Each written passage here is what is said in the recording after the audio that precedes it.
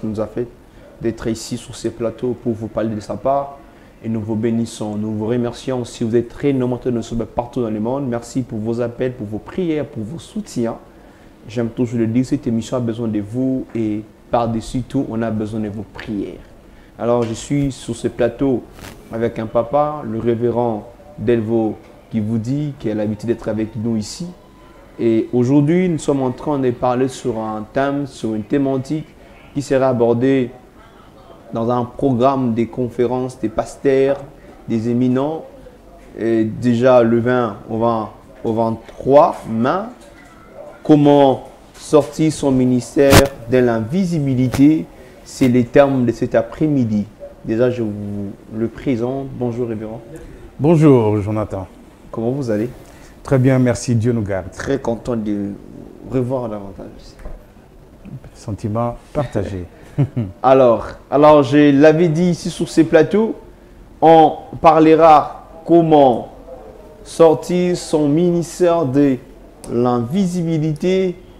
Il va davantage nous aider. Qu'est-ce qu'il veut dire? Quel est l'objectif de la conférence? Est-ce que ministère est-ce que ça peut arriver où tu n'arrives pas à décoller? Je crois que sur ces plateaux, on va davantage avoir de la lumière. Vous êtes très nombreux. Vous pouvez partager la vidéo. On est en direct. Aussi sur les réseaux sociaux, on est là. Vous pouvez taper Face Télévision RDC. On est en direct. Alors, j'ai le laisse le révérend de prier. Prions. Éternel Dieu Tout-Puissant, nous te bénissons pour nous avoir rendus capables de nous réveiller ce matin, de voir ces instances et de venir sur ces plateaux pour communiquer avec ton peuple. Que le Saint-Esprit puisse vraiment prendre les dessus, puisse parler, puisse enseigner et puisse toucher tous ces cœurs qui sont en train de nous suivre à ces moments, de sorte qu'ils quittent leur invisibilité dans quoi que ce soit qu'ils sont en train de réaliser sur la terre. Bénis ces moments au nom de Jésus-Christ. Amen. Amen. Déjà, je l'ai dit dans mon introduction, comment sortir son ministère de l'invisibilité. Révérend. Merci beaucoup, Jonathan. C'est toujours un plaisir pour moi d'être reçu dans votre tranche Face TV. Comment sortir son ministère de l'invisibilité? C'est le thème d'une grande conférence organisée, bien sûr, à la capitale Kinshasa, et qui va bien sûr intéresser les serviteurs de Dieu, les ministres de Dieu, ceux-là qui ont été appelés à l'œuvre et qui possèdent un ministère. Un ministère, c'est tout simplement un service dans le corps de Christ. Okay. Oui. Mais alors, je viens pour circonscrire cette conférence, pour dire au peuple de Dieu, surtout aux serviteurs de Dieu, l'importance de travailler pour sortir de l'invisibilité. Quand je parle de l'invisibilité, c'est tout simplement les inconnus, c'est-à-dire les ghettos, c'est-à-dire, comment dirais-je, quelqu'un qui est là mais qu'on ne voit pas, qui fonctionne mais sans impacter son environnement, okay. qui travaille, qui fait du bruit mais qui n'a pas de résultats. Bien sûr qu'il est en train de travailler dans l'efficience et non pas dans l'efficacité.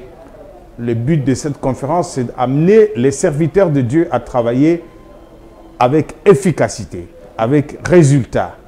Et puis de travailler de manière à donner satisfaction au maître de la moisson. Parce que la volonté de Dieu, Jonathan, est telle que les ministères qu'il nous a donnés puissent briller, impacter, porter des résultats. Il dit, ce n'est pas vous qui m'avez choisi, mais c'est moi qui vous ai choisi, afin que vous alliez, que vous portiez des fruits et que vos fruits demeurent. Si vous portez beaucoup de fruits, c'est ainsi que mon Père sera glorifié, que vous serez appelés mes disciples. Amen. Donc Dieu tient sur beaucoup de fruits. Notre présence sur la terre ne doit pas être inutile. Nous avons un passage qui renforce ce que nous sommes en train de dire Matthieu chapitre 5, versets 13 à 16. Je lis, vous êtes les sels de la terre, mais si le sel vient à s'affadir, c'est-à-dire à perdre sa saveur, avec quoi les salera-t-on? Il n'est plus bon rien, il n'est plus bon à rien qu'à être jeté dehors et foulé aux pieds par les gens. Il dit encore au verset 14, vous êtes la lumière du monde, une ville ne se peut cacher, oui, ça c'est la version Jérusalem, qui est sise au sommet d'un mont. Dans la version Louis II, on dit, une ville bâtie sur la montagne ne peut être cachée. Verset 15, et si l'on allume une lampe pour la mettre sous les boisseaux, on n'allume pas une lampe pour la mettre sous les boisseaux, mais bien sûr sur les lampadaires, où elle brille pour tous ceux qui sont dans la maison. Ainsi, votre lumière doit-elle briller devant les hommes, afin qu'ils voient vos bonnes œuvres et glorifient votre Père qui est dans les cieux. C'est le verset principal qui nous interpelle. Le Seigneur nous identifie au sel. Il dit, nous sommes les sels de la terre. Mais si le sel a perdu sa saveur, avec quoi la lui rendra-t-on? Il dit encore que nous sommes la lumière du monde. Une lampe est allumée pour éclairer l'entourage. On n'allume pas une lampe qui est un ministère pour la mettre sous le lit, mais pour la mettre sur la table. Chacun de nous est une lampe que tout le monde doit profiter à bénéficier de la lumière. Si donc nous allumons une lampe et que nous l'avons mis sous le lit, donc c'est invisible, cette lumière est invisible. De la même manière, nous sommes une ville bâtie sur la montagne. Nous, serviteurs de Dieu, nous devenons des références. Tout le monde viendra vers nous, cherchera des solutions. Mais si nous sommes une ville qui n'est pas visible, vous voyez à quoi bon à ce moment-là? Donc, le Seigneur enseigne clairement sur les ministères qu'il a donnés à chacun de nous, que ce ministère doit être remarquable. Ça doit impacter notre environnement. Ça doit crier. Il y a beaucoup de serviteurs de Dieu qui vivent depuis des années dans l'inconnu. C'est-à-dire, ils ne brillent pas. On dirait qu'ils ne sont pas là. On dirait des personnes qui sont venues sur la terre faire des voyages pour rien. Ils portent des titres, des apôtres, des prophètes, d'évangélistes, des pasteurs, des docteurs, que sais-je encore, mais qui n'a pas d'impact sur terrain. C'est là le but de cette conférence. Pousser les serviteurs de Dieu à impacter leur environnement par rapport au ministère qu'ils ont reçu. Avant que vous puissiez avancer, voilà. Moi j'aimerais davantage poser une question. Quelqu'un que Dieu a appelé, il a appelé, Dieu l'a qualifié. Est-ce que ça peut arriver que la personne est bloquée? Je ne sais pas bloqué dans quel sens. Bloqué où son ministère n'avance pas, où il n'arrive pas à décoller? Non. Si le Seigneur appelle quelqu'un, la deuxième chose à faire, il le prépare. Il va l'outiller. C'est de cela que nous parlerons lors de cette conférence. L'étape préparation après l'appel est très importante. Cette préparation nous aide à mettre des racines, à constituer un fondement solide sur lequel notre ministère va s'élever et ira très haut. Il n'y a pas de hauteur, Jonathan, sans préparation de la profondeur. Vous comprenez? Donc, si le ministère ne décolle pas, si les choses ne marchent pas les années durant, posez-vous la question de savoir quel genre de fondement cet homme a mis sur la base de son ministère. Est-ce qu'il a été appelé par Dieu? Est-ce qu'il a appris ce qu'il devait faire? Parce que le fait d'être appelé par Dieu ne vous met pas directement à connaître ce qu'il faut faire. Il faut donc être formé à implanter une église qui va demeurer. Il faut être formé à transmettre le message qui est vôtre. Vous devez bien savoir que Dieu appelle quelqu'un, lui donne un message, lui indique les lieux où il doit travailler, les quand répondra-t-il à cet appel, les comment surtout, c'est ce qui manque. Comment fonctionnera-t-il pour réaliser le ministère? Si aujourd'hui vous êtes engagé chez Fast TV, on vous donnera ce qu'on appelle un job description. Oui. Comment vas-tu fonctionner? Beaucoup de serviteurs de Dieu qui sont appelés apôtres ne savent pas les rôles d'un apôtre, ne savent pas les rôles d'un pasteur. Un prophète, c'est qui? Un évêque, c'est qui? Ils sont nombreux aujourd'hui sur la ville de Kinshasa, des évêques. Savez-vous c'est quoi un évêque? Quel est le rôle d'un évêque? Pourquoi il est appelé évêque? Vous comprenez? La confusion commence lorsqu'on ne maîtrise pas ce à quoi on est appelé. Voilà. Et la raison pour laquelle beaucoup de serviteurs de Dieu traînent à décoller parce qu'ils ne savent pas ce qu'ils doivent faire. C'est pourquoi nous vous invitons dans cette conférence. Parce que nous allons le premier jour circonscrire ce thème et puis parler de chaque ministère. Je vais dire ministère expliqué. Je dirai aux gens qui est un apôtre. Aujourd'hui, vous trouvez des apôtres, mais il est receveur d'un taxibus. Est-ce que c'est concevable? Un apôtre en train de vendre les lots sur la rue toute la journée, ou un pasteur, un évangéliste qui est commissionnaire des maisons. Trouvez-vous cela normal? Comment voulez-vous qu'une telle personne puisse décoller dans son ministère, Jonathan? Voilà, c'est ça. L'impréparation fera que l'on stagne, on reste longtemps sur place sans décoller, sans savoir ce qu'on fait. Et par conséquent, on va en souffrir puis abandonner parce qu'on ne sait pas qu'est-ce qu'on est venu faire dans l'œuvre de Dieu. L'impréparation empêche un appelé de décoller. Décoller, de se démarquer des autres. Démarquer des autres. Oui. Ce n'est pas porter des titres. Vous pouvez vous réveiller et dire aux gens, bon, appelez-moi désormais apôtre. On vous appellera apôtre. Moi, j'aimerais d'abord que vous puissiez nous dire comment Dieu appelle quelqu'un dans le ministère. Ok. L'appel au ministère, c'est tout un cours. On se réveille. En fait, à Kinshasa, on se réveille un bon matin, on dit que Dieu m'a appelé. Non, non. C'est vrai que tout commence par des convictions dans le cœur.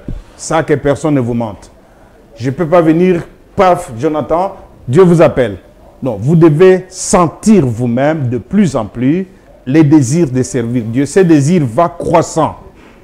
Que vous soyez étudiant, que vous soyez je ne sais qui, mais vous sentirez un désir croissant de servir Dieu.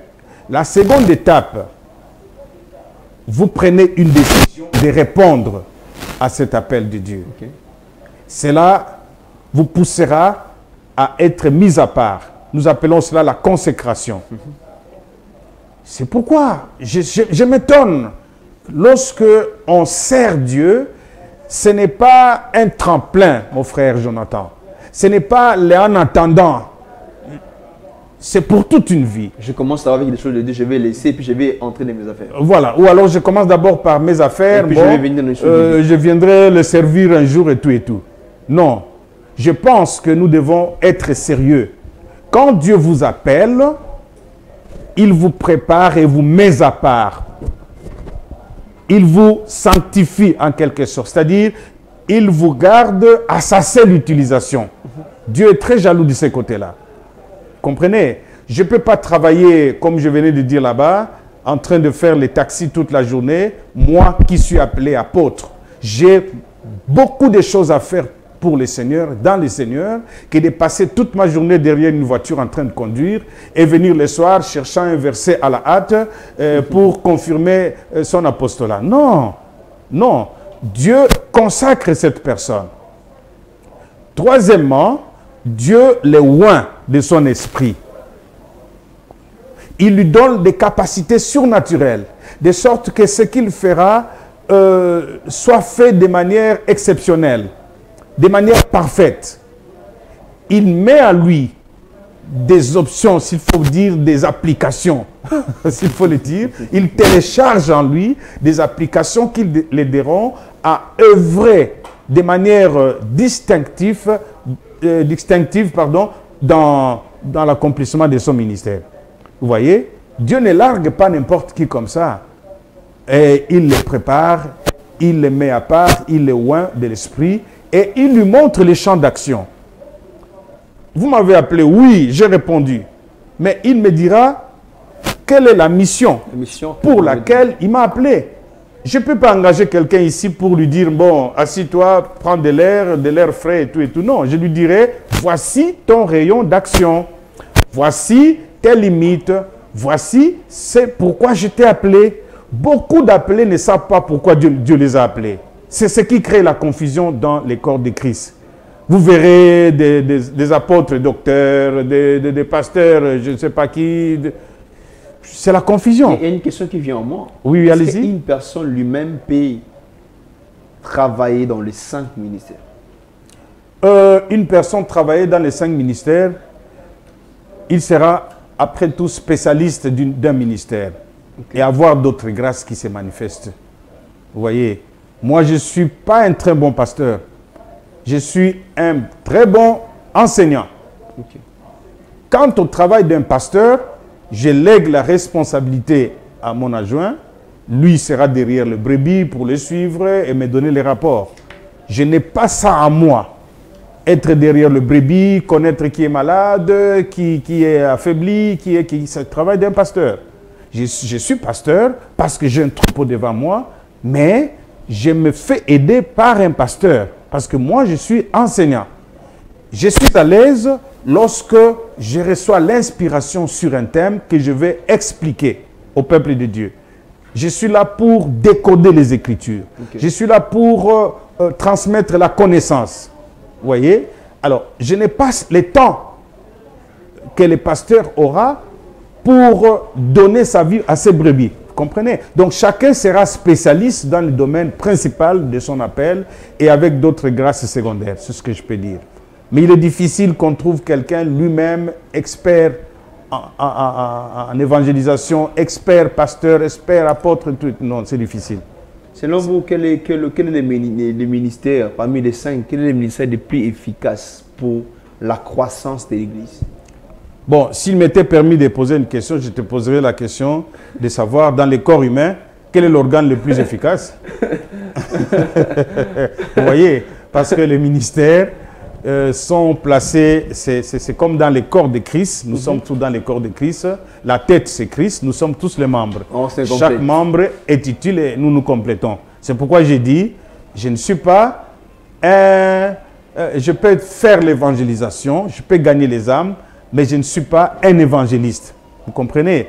J'ai besoin d'un évangéliste qui gagne les âmes, j'ai besoin d'un pasteur qui les affermisse et j'ai besoin d'un enseignant pour les faire asseoir dans l'église, dans les temples, dans la parole de Dieu. Vous comprenez? Donc chaque ministère a son importance et nous nous complétons. Nous complétons.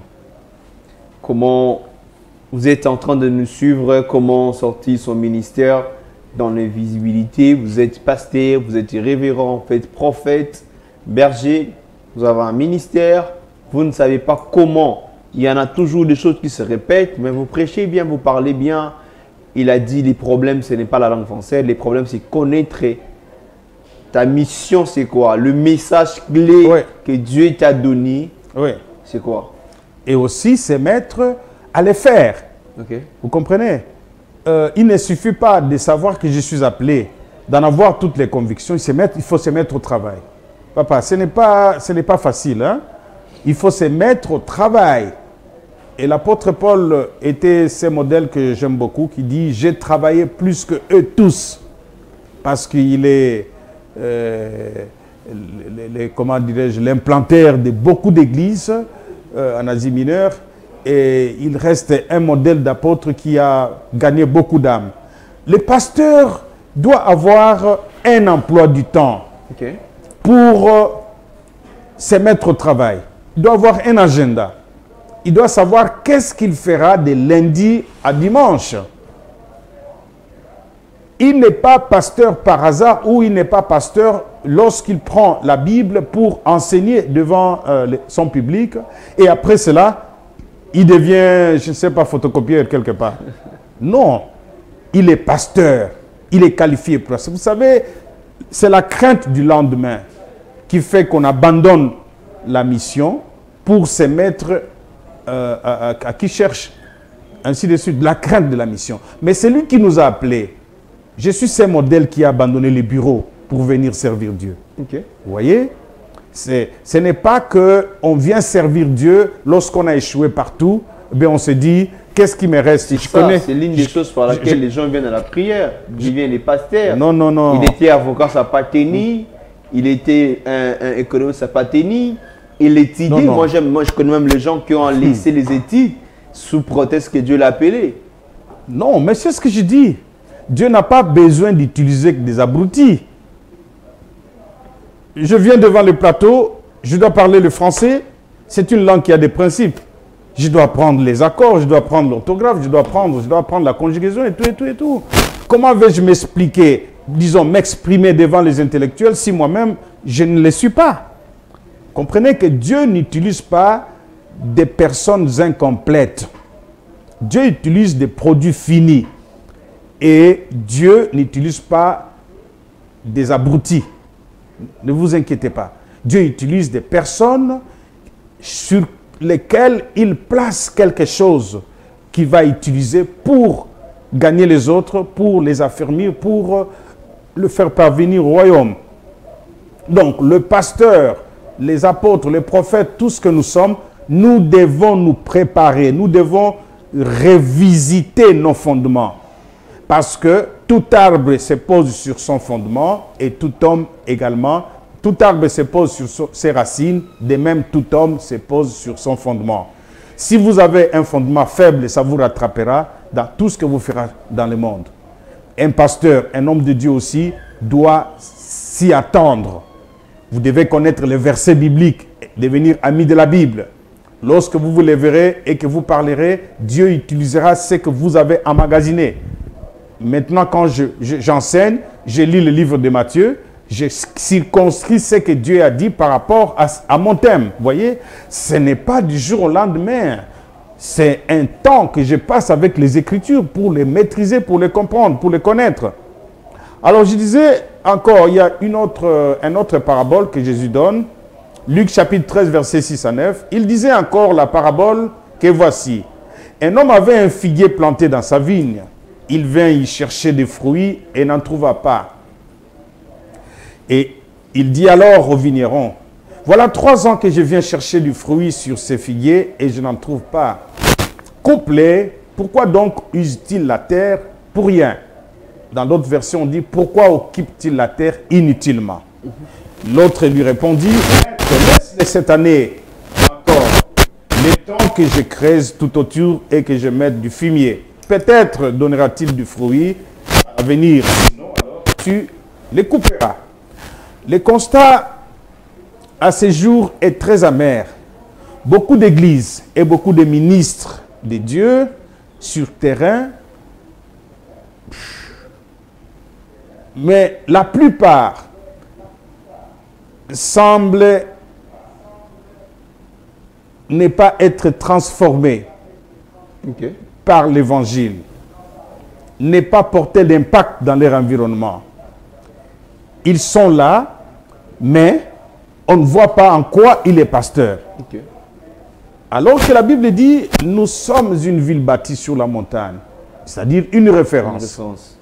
Quelqu'un qui est malade dans le quartier, quelqu'un qui a des problèmes, on lui indiquera, regarde, chez le pasteur, c'est là-bas. Vas-y, il priera pour toi. Tu guériras. Mais aujourd'hui, les pasteurs ne sont plus ces références. C'est pourquoi je dis, nous devons sortir de ces invisibilités. Un pasteur dans les quartiers, un apôtre dans les quartiers doit être une solution pour ces quartiers-là. Yes. Et même les forces des ténèbres doivent avoir peur de passer dans ces quartiers disant non, il y a un homme de Dieu ici. Cet arbre était planté dans les champs, la vigne, mais 3 ans ne portant pas de fruits. Combien sont ministres de Dieu les années durant, mais aucun fruit? C'est-à-dire, aucune personne sauvée. Vous savez que la comptabilité dans les entreprises existe, mais dans l'église aussi, nous avons notre comptabilité. Ce n'est pas par rapport à des offrandes qui entrent. par rapport aux dîmes. Nous, notre comptabilité s'inscrit par rapport aux âmes gagnées. Chaque pasteur, chaque serviteur de Dieu doit être capable de nous dire clairement, sans hésitation, l'an 2023, combien de personnes a-t-il baptisé? Combien ont été sauvés? Combien ont intégré l'Église par sa présence sur la terre? Sinon alors, nous sommes là pour rien. Nous ne pouvons pas être fiers de dire cette année, nous avons fait entrer 16 000 $. Ce n'est pas ça notre objectif. On fait la comptabilité, disons, les bilans selon les objectifs que l'on s'est fixés. Si c'est une entreprise qui fait des bénéfices, alors elle fera son bilan par rapport à les chiffres qu'ils ont encaissés. Mais nous sommes, d'ailleurs on nous appelle des ASBEL, c'est-à-dire nous sommes des associations sans but lucratif. Nous ne voyons pas les lucres, nous ne voyons pas l'argent. Mais par conséquent, les seigneurs nous font faire les bilans par rapport aux âmes gagnées. Combien avons-nous gagné comme personnes sauvées dans l'Église? Si alors, nous sommes apôtres durant toute une année, 2 ans, 5, 10, 20 ans, nous ne pouvons pas comptabiliser le nombre de personnes sauvées par notre présence sur la terre. Nous ressemblons à cet arbre qui a été planté dans une vigne, mais qui ne donnait pas de fruits. La conséquence, le maître a décidé qu'il soit coupé. Donc, si vous remarquez que quelqu'un ne décolle pas, c'est qu'il ne travaille pas, il ne donne pas satisfaction à son maître, à ce moment-là, il entrera dans la souffrance. Il vaut mieux pour cette personne arrêter les ministères. Mais nous voulons vous encourager pendant cette conférence, vous montrer les stratégies qui vous aideront à décoller, afin que vous ne soyez pas coupés.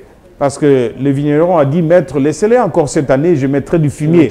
Mais nous voulons mettre du fumier pour ces pasteurs improductifs, pour ces pasteurs que des noms, de ces serviteurs que des noms. Nous voulons mettre du fumier au travers de cette conférence pour leur dire ce qu'ils doivent faire pour parvenir à donner les résultats au maître. Mettre du fumier. Alors, je demande un élément où la régie va nous donner. Conférence pour croissance. La croissance de l'Église. Kola, il y a Ecclésia. Oui. Il faut Ecclésia Kola. Ceux qui m'ont un botami. À Kola. À Kola. Ceux qui ont Kola, est-ce qu'il y a un malamu? Est-ce que c'est la condition à malamu? Si la régie est prête pour nous donner l'élément. Maintenant, je vais le programme, c'est divin au 23 mai. Divin au 23 mai. Vous avez dit la circonscription du thème. Non, nous allons commencer par circonscrire les thèmes. Cela veut dire? Ça veut dire pourquoi cette conférence, de quoi il s'agira, comme ce que je suis en train de faire là. Et après, nous allons expliquer chaque ministère. Ça sera le premier jour. Nous allons expliquer ce que c'est un apôtre. Nous allons expliquer ce que c'est un prophète. Quel est son travail dans les corps de Christ. Nous allons expliquer ce que c'est un évangéliste, un pasteur ou alors un docteur. Vous savez, c'est une responsabilité que de porter un nom. Je suis docteur, mais il faut que l'on puisse checker réellement dans ce travail-là, qu'est-ce que vous faites? Qu'est-ce que vous avez déjà organisé comme conférence? Quel enseignement vous donnez? Quelle matière vous... Qu'est-ce que Dieu vous a appelé à faire? Ainsi de suite. Les apôtres également, nous allons passer en revue vos ministères. Vous portez le nom d'un apôtre, vous devez avoir des églises implantées dans de nouvelles terres, là où le Christ n'est pas encore cité, par exemple. Les évangélistes qui n'ont jamais organisé une seule campagne d'évangélisation, qu'on n'a jamais vu sur la rue gagner les âmes. En quoi vous êtes évangéliste? Un pasteur qui n'a pas d'église. Vous imaginez? On vous appelle homme de Dieu, révérend. Vous n'avez pas d'église. Vous passez votre temps à faire, comme je dis, des commissions, à chercher des maisons pour les gens. Et après, on vous appelle pasteur. Mais non, nous devons avoir la honte de porter le nom d'un ministère que nous ne réalisons pas. Vous comprenez? Parce que Dieu nous jugera par rapport à cela. Par rapport à cela. Nous allons expliquer toutes ces choses au pasteur afin que chacun sache que le titre qu'il porte n'est pas un titre honorifique, mais c'est un titre qui donne des responsabilités et du travail à faire. Des travail à faire. La moisson est grande, a dit le Seigneur, mais il y a peu d'ouvriers. Mais Père de Vouillé se camoufle sur des appellations, mais sans être sur le terrain. Voilà ce que nous allons expliquer. Alors la régie va nous balancer l'élément. D'accord.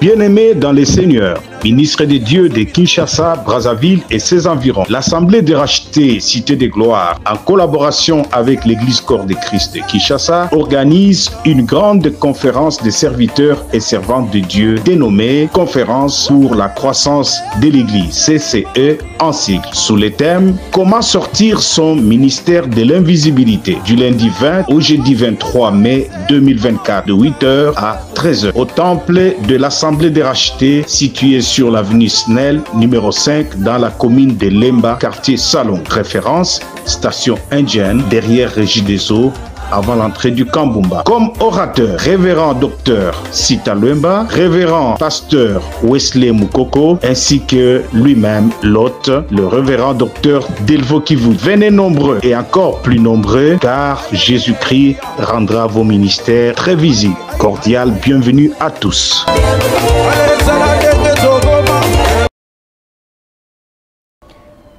Shalom bien-aimés, vous avez suivi un programme merveilleux qui va davantage bénir beaucoup des hommes de Dieu, l'aider davantage à s'en sortir, leur ministère, aussi à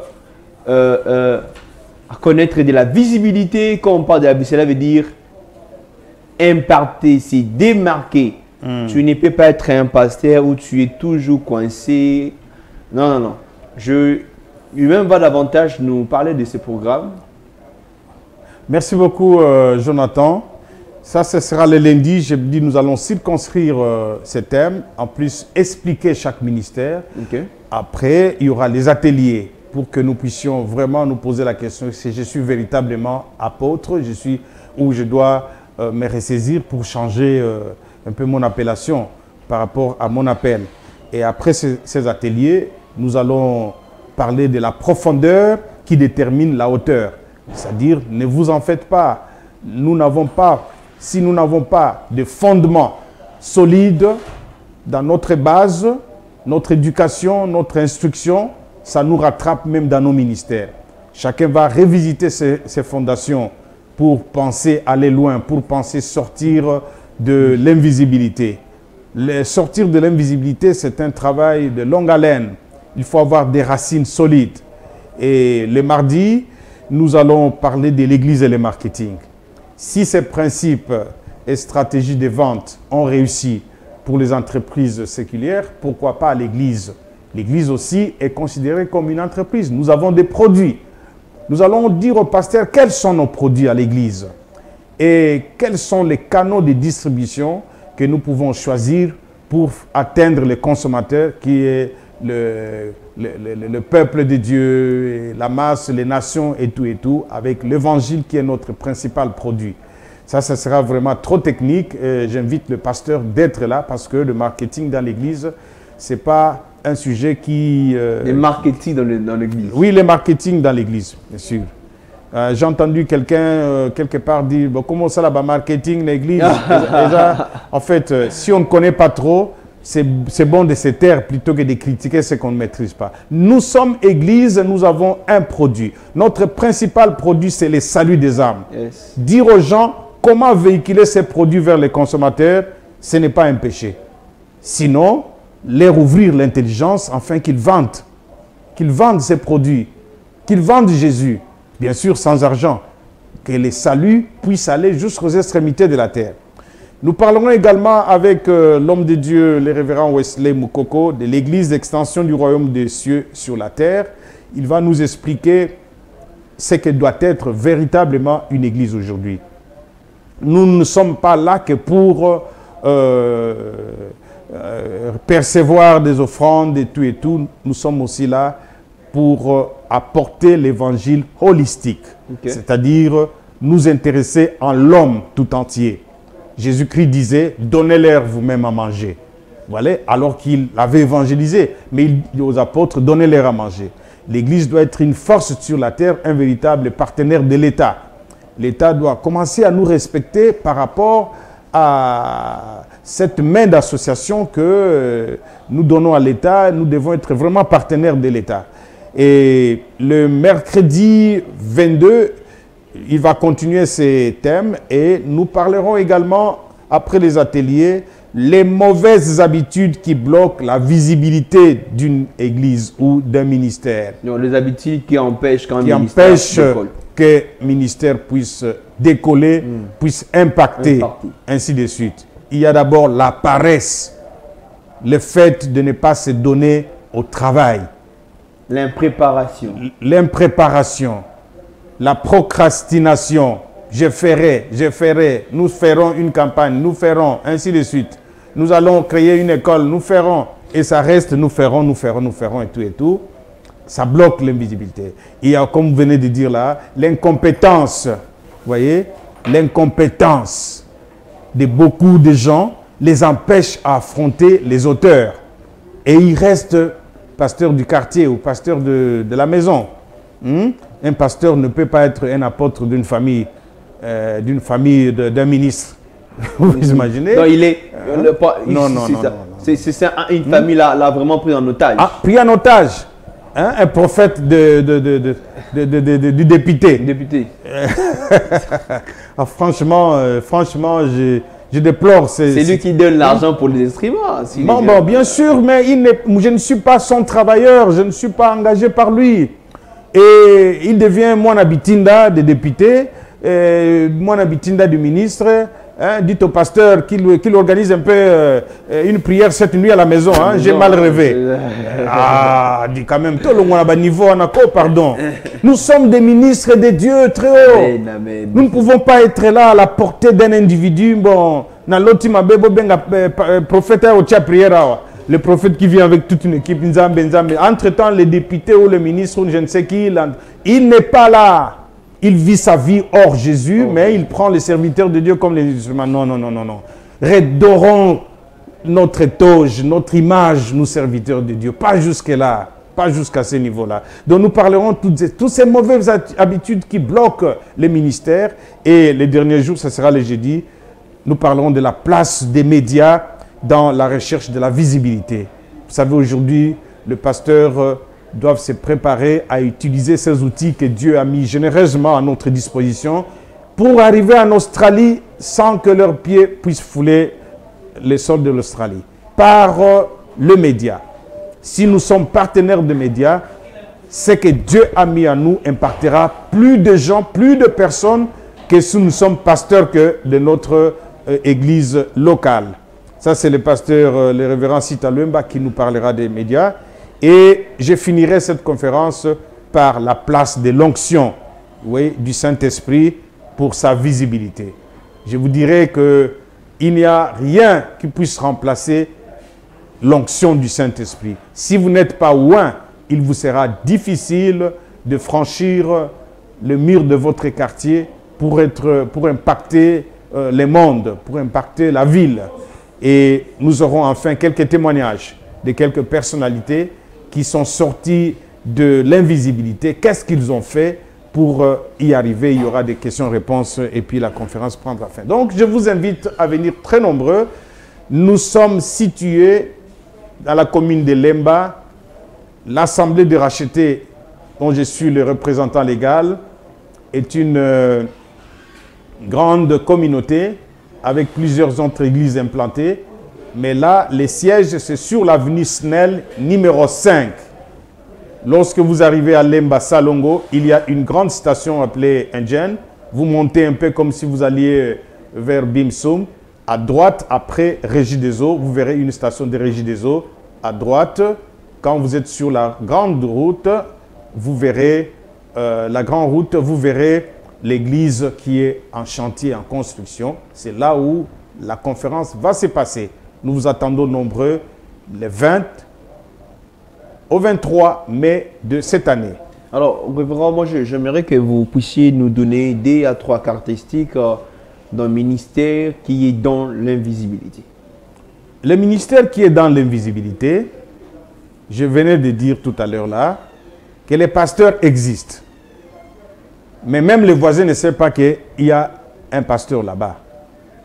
C'est-à-dire, ce qui est en lui ne crie pas, ça ne brille pas. Il est une lampe, mais placée sous les lits. Nous voulons le faire sortir sous les lits pour le mettre sur la table, pour qu'il soit un trésor bénéficiant, comment dirais-je, qui fait bénéficier de ces grâces à tout le monde. Nous sommes comme les sels. Les sels donnent du goût dans la nourriture. C'est-à-dire, les sels affectent la nourriture. Mais si le sel perd sa valeur, vous voyez, à quoi ça servira? Il y a beaucoup de serviteurs de Dieu qui ont perdu leur saveur. Autrefois, ils sont restés dans des souvenirs. Vous saviez combien de campagnes j'ai organisées, vous savez qu'est-ce que j'ai fait dans le passé. Mais notre Dieu, c'est le Dieu de je suis du présent. Vous voyez, dans l'invisibilité, c'est sans impact, sans créer en quelque sorte des changements dans son environnement. Donc, c'est comme un arbre qui dure des années, un arbre fructueux qui dure des années dans un champ, mais qui ne porte pas de fruits. On ne le connaît pas. Donc, vous êtes dans l'inconnu. Vous ne vous faites pas connaître par rapport au ministère que vous avez reçu de Dieu. C'est ça, l'invisibilité. Et un pasteur ou un ministère qui est dans l'invisibilité, c'est un ministère inutile. Dieu ne trouve pas pourquoi tu es là. Est-ce que c'est lui vraiment qui t'avait appelé? Nous allons revisiter toutes ces choses en fait de recadrer le pasteur, les réveiller en même temps. Parce que notre travail, c'est d'apporter la vie, d'apporter les saluts. Nous ne pouvons pas avoir un ministère qui ne sauve pas les âmes. Depuis que nous avons commencé, nous n'avons que 5 personnes et constitué que de la famille. Vous voyez, papa, maman et ses 3 enfants. À ce moment-là, vous vivez dans l'invisibilité, vous n'êtes pas utile. Vous êtes là pour affecter le monde. Il a dit, allez par tout le monde, annoncez la bonne nouvelle. Celui qui croira et qui sera baptisé sera sauvé. Dans Marc 16, 31. Donc nous devons aller dans le monde. Nous devons quitter la sphère de la rue, du quartier, de la ville et commencer à traverser les frontières avec la puissance et la grâce que Dieu a mise en nous. Voilà, c'est ce que nous voulons dire au travers de cette conférence. Sortir de l'invisibilité pour imparter, pour éclairer, pour sauver son pays, les rôles de l'Église, les rôles des ministères, aussi les rôles des ministres de Dieu, c'est sauver les mondes. On a besoin dans ces pays, les hommes et les femmes qui ne sont pas là que pour avoir des offrandes, mais qui sont là aussi pour sauver leur pays.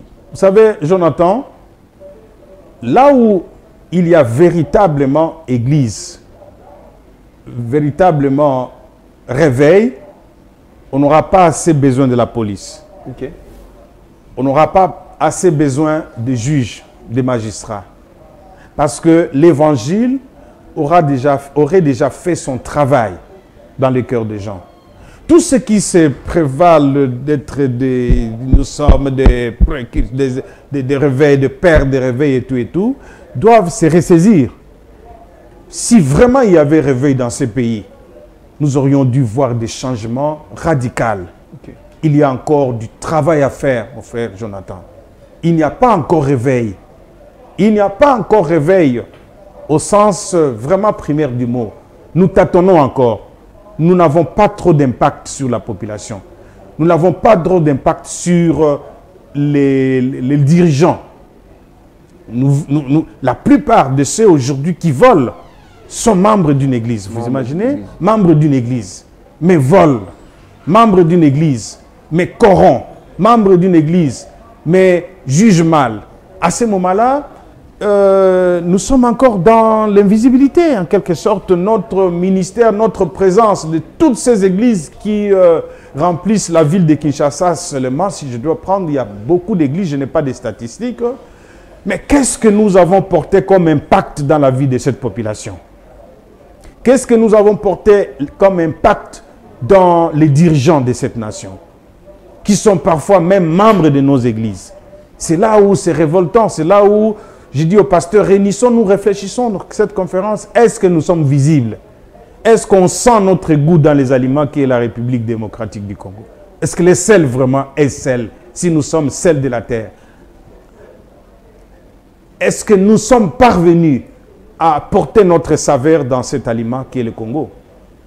Nous devons réfléchir. Ça ne sera pas une conférence de complaisance, mais une conférence de réflexion pendant ces ateliers pour que chacun se remette en l'ordre pour être efficace. J'ai même rencontré quelqu'un qui me dit, c'est vrai que je suis serviteur de Dieu, mais si je rencontre une occasion des millions de dollars comme ça, de l'État, ah non, vous ne me verrez plus. En tout cas, vous ne me verrez plus. Je me pose la question, franchement, est-ce qu'on est serviteur de Dieu parce qu'on est dans la pauvreté? Lorsque des opportunités d'argent arrivent, on abandonne le Seigneur, on est capable de voler? C'est là où nous sommes avec cette conférence. L'invisibilité, ce n'est pas seulement la présence, mais aussi l'impact spirituel que nous apportons dans notre environnement. Est-ce qu'il y a des changements réels que nous pouvons compter aujourd'hui? Regardez, tel ministre s'est converti et il est devenu une bénédiction pour la nation à cause d'un tel pasteur. Vous voyez, qui est-ce qui peut donner ce témoignage? Ce sont que des fidèles de l'église qui volent l'argent partout. Vous voyez, ce sont des fidèles de l'église qui aujourd'hui corrompent et qui acceptent les corruptions. Ils sont pleins dans nos églises, des dimanches, ils sont là. Alors, c'est que nous avons un travail à faire, nous pasteurs, d'abord par rapport à nous-mêmes et par rapport à ceux-là que nous enseignons. Donc cette conférence vient vraiment pour interpeller tout le monde, tous ceux qui tiennent la Bible pour prêcher. Ils doivent se poser la question, est-ce que je suis virulent? J'impacte réellement ma population ou je suis là juste pour vivre, pour percevoir les offrandes, les dîmes et autres? Ça sera une honte pour nous les derniers jours si le Seigneur nous disait, je ne vous ai jamais connu, faux serviteurs, même si nous serons là en train de montrer, Seigneur, voici nous avons fait ceci, nous avons cela, c'est les résultats qui comptent. Le résultat final qui compte. C'est le résultat final qui compte. On est presque à la fin de cette émission. Une conférence de réflexion, une conférence où le révérend l'a dit ici, qui va permettre à beaucoup des hommes de Dieu à imparter, à se démarquer. Il parle de l'impartation, ça ne doit pas seulement être quelque chose de physique, aussi de spirituel. Imparter nos institutions de ces pays, l'Église est censée imparter le pays, pas simplement nos familles, mais aussi nos pays, notre pays, pardon. Alors, je suis en train de nous inviter. Vous êtes révérend, vous êtes pasteur, vous êtes ministre de Dieu, prophète, apôtre, venez suivre. Il y a une conférence. Il y a une ministère. Charge aux yeux à Rotamboussa, peuple de Dieu. Donc, Paul est en train de dire, celui qui a de la connaissance a de la lumière. La connaissance de la lumière. Alors, je nous invite tous, nous serons là. Face Télévision sera là. Nous vous rassurons que tout va se passer très bien par la grâce de notre Seigneur Jésus-Christ. Alors, on est déjà à la fin. Il a dit ici, vous voulez soutenir l'Église, vous voulez soutenir en fait la conférence, faites-les. Nous aussi, on a besoin de vos soutiens. Alors, j'aime toujours le dire à la fin, c'est celui qui prie bien étudie bien. Vous voulez imparter dans les études, alors il faut bien prier. Vous voulez imparter dans tout ce que vous faites dans l'église, il faut bien étudier. Alors, on est à la fin, révérend. Je vous laisse prier pour les gens qui les ont suivis. Merci beaucoup. Nous allons prier. Père, nous te disons encore merci pour nous avoir accompagnés. Laisse que toutes ces paroles qui sont entrées dans des ondes, qui seront suivies par-ci, par-là, puissent avoir de la valeur, de l'impact dans la vie de ceux qui nous ont suivis. Surtout de tes serviteurs et servantes. Que notre présence sur la terre vienne pour transformer ces mondes, pour amener les âmes au salut et non pas pour occuper la terre inutilement. Nous ne voulons pas, Seigneur, être coupés, retranchés de cette terre sans avoir rien apporté comme impact. Soutiens cette conférence, bénis cette chaîne et fais que nous puissions arriver à atteindre cet objectif de parler au plus grand nombre et que cette conférence puisse transformer nos ministères qui deviennent fructueux. Dans le nom de Jésus-Christ, nous avons prié. Amen. Amen. On se voit les mardis prochains. Que le Seigneur nous bénisse.